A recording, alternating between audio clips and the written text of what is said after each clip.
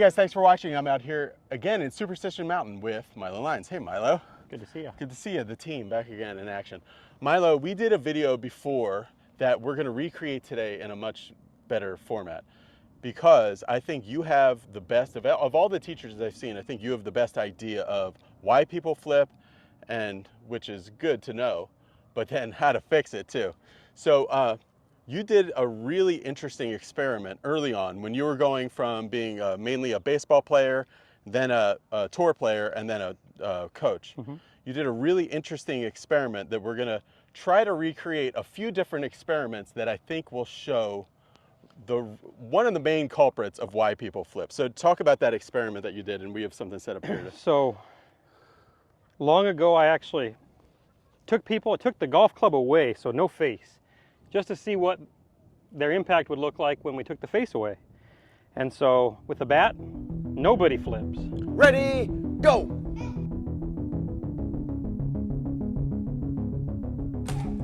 Perfect. So let's try that right now. So this is going to be our substitute baseball tee. So show us on this face on good players, bad players, anybody. Everybody. Yeah. I give them a bat. Every single person looks like this when they hit with a bat. Okay. You never see that. Yeah, it just wouldn't occur to anybody, no matter what. 100%. Yeah. I tested hundreds of people, and not one person messed it up. Go ahead and hit that there. You don't have to hit it hard, but hard to hit it with no weight on this thing. Yeah, right. Yeah. I'll try again. So. Well, you were like a pro level baseball player, so maybe your impact looks good. I was a JV level baseball player, so let's see if mine looks about the same, or. So hold it like a baseball bat, not like a golf club. That. Okay, there you go. Okay. Don't break your club. You hit it that hard, you might not have a club anymore. There we go. Okay. So I would be about like that. I'm guessing you'll look something like that. Something like that. Almost always the barrel of the bat and the body are kind of parallel to each other. It's kind of just what happens. Some people would then say, well, golf, you're not hitting here, you're hitting it down lower, so that's the difference. That's going to change everything when we have to go down here. Now I'm going to... I've heard teachers say that, yeah. Line it up. Yeah. Well, I tested that too. And if I was going to hit that tee right there with just a round stick, I would still hit it like this. Yeah. I wouldn't hit it like and not just you, but all these people you tested. Nobody will do it. So I'll try it. So we got our don't block we got our face on going here. If I just wanted to whack that tee, and that's the only goal. There we go. So there you whack the tee. When you slow that down, you'll see that your body's opening and you're delivering lag, retained lag into the ball. Right. Everybody will. The final thing I heard when people are trying to come up with these different reasons why golf is different and why the impacts get so poor for most golfers is they say, well, it's really heavy at the end of the stick. And that's the real reason that you can't physically hold it back, so it just dumps. We tested this as well in San Diego.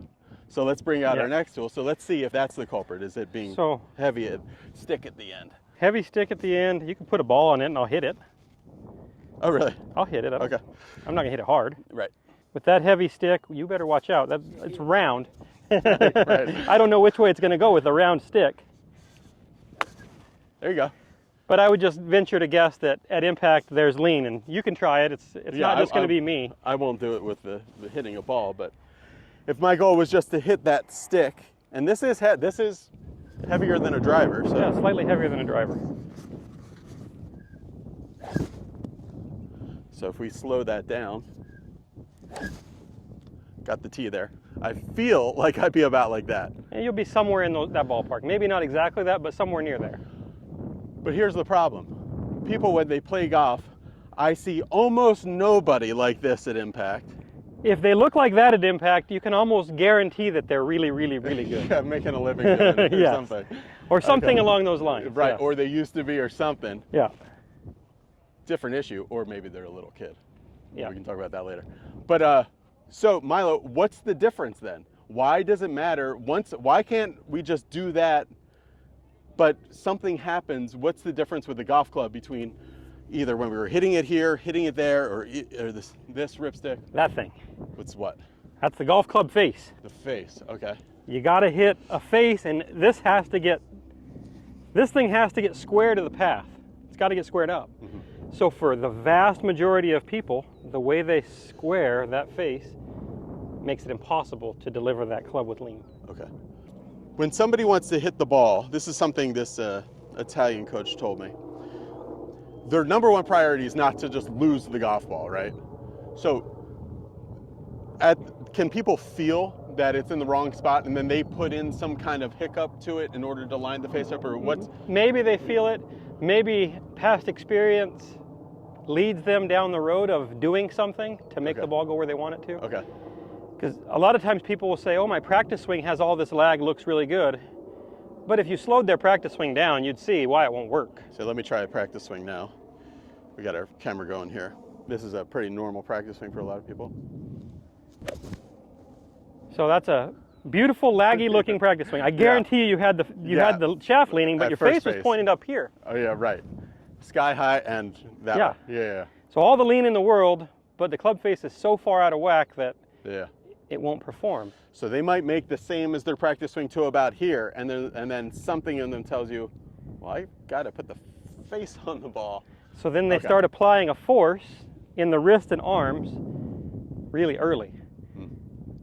And then when you see the result of that is impact is happening back here off the back leg with the club somewhere in there. Right. I'd say for, I don't know what percentage, but at least 75% of the golfers that show up to the tee where I teach, that's where they start. Show me.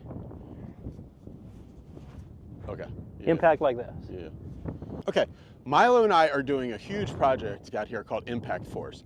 And an impact force, we're going to be throwing the kitchen sink at getting people better impact. Milo is the best coach that I've seen at improving people's impact in a very real way and getting a more compressed shot. So basically like going from this to going from that to that, or some version of it. So we have a big long series about this coming out that you'll see stuff for at the end of this video. But in general, Milo, if people want to take, they're convinced. It's the face is a huge culprit to why they're flipping it. How can we kind of start people down the road of thinking about, okay, I'm an athletic person. I've done other things athletically really well. Golf, I'm having a problem with my impact. What is like a way to get started down the road of? So we've got to figure out why the face is out of whack and what the real reasons they flip are, because there's always going to be a root, whether it be that they're sliding out in front of it or the club face is in that wide open position. There's a few others, but those are the two that come to mind right off the top of the head. So once we figure out why, then we go to fixing it. Okay, so we're going to get into the specifics of that in the Impact Force series. But is there something that is like a drill or feel or something that is almost universal, gets most flippers, if they do this thing, at least a little better? Yeah, so I usually start with the attachment to the golf club, how they grip it. Okay. And then feeling how to square the club face. Okay. If they can understand the attachment, how to square the face in an alternative way, then things start to match up better. Do something for me now. Do a before and after. I want you to try to hit it with the flip, the way most people show up to you the very first time, and then hit it regular. So hold on a second. I'm gonna put this one on slow-mo. Want me to do that again? Yeah, sorry. Man, I can only do it bad once. Nice. So that would be about what I see. Okay, and now hit it normal. My way? Yeah, your way. Okay. The main difference between those two shots is what? What do you feel the main difference is? I mean, there's a lot of things there. There's sequence and all kinds of stuff. It's the whole system, but how I'm applying force and why I'm applying force in that way. So I hit all those balls pretty straight. Right. But the ones that I flipped, I purposely gripped it weaker and tried to throw the club square. Right. The one that I didn't flip, I gripped it stronger and delivered it with more a pivot-driven action. Okay. So it was a weaker grip, yank it, try to fix it, rather than always, like, did you feel in the swing that you did, like you were always managing the face the entire time, or Yeah, rather than having to catch it up? Or I really just feel like my trail palm is just working in a simple manner like this. It's never really rolling open and shut. It's just back and through. Yeah, that's great. That's great. Okay, you guys can see more information about Milo on his YouTube page. He's got a lot of great content that he puts up every week on his YouTube page. And like I said, we're coming out with this big new series called Impact Force, where you are going to see like the whole kitchen sink of throwing everything at getting you a better impact. And it's something that you can learn really on your own, as long as it's kind of a choose your own adventure, so to speak, of figure out why you're flipping it, or one combination of reasons why you're flipping it. And then you can go kind of say, okay, if you're this person, then this is going to be your path to success. And if you're this person, you're going to go a little differently. It's really pretty exciting. See you later.